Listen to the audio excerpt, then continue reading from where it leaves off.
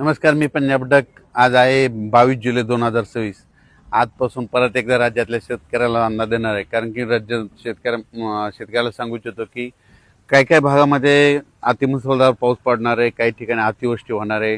म्हणून हा अंदाज देण्यासाठी खास करून अंदाज देणार आहे. तर आज आहे 22 जुलै 2026. सर्वप्रथम आपण उत्तर महाराष्ट्राकडे वळू. कारण की उत्तर महाराष्ट्राकडे इकडं त्र्यंबकेश्वर, दिंडोरी, वणीची देवी, त्यानंतर सुरत, त्याच्यानंतर मुंबई, नाशिक, त्याच्यानंतर मालेगाव, जळगाव, नंदुरबार, धुळे, जळगाव, चाळीसगाव ह्या पट्ट्यामध्ये काय होणार आहे 22 तारखेपासून म्हणजे आज 22 ते 26च्या दरम्यान काही काही ठिकाणी मुसळधार पाऊस पडणार आहे.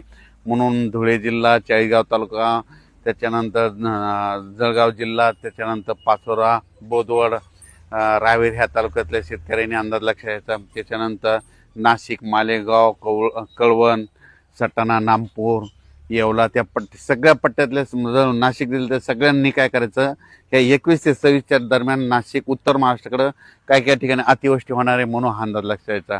अतिवृष्टी झाल्यामुळे वडी नाल्यांना, नद्यांना पूर देखील येणार आहे. म्हणून हे देखील लक्षात घ्यायचं. म्हणजे त्याच्यानंतर मुंबईला देखील अतिमुसळधार पाऊस पडणार आहे. त्याच्यानंतर इगतपुरीकडे देखील चांगला राहणार आहे.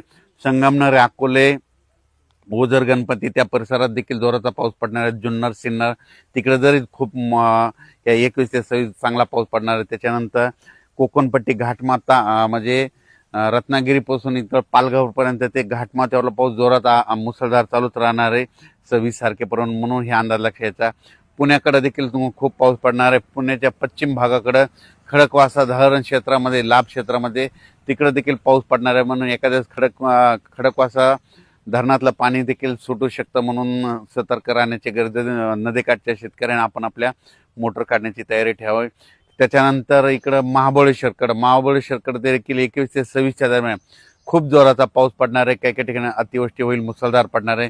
त्याच्यामुळे कोयना धरणामध्ये पाण्याच्या साठ्यात वाढ होणार आहे.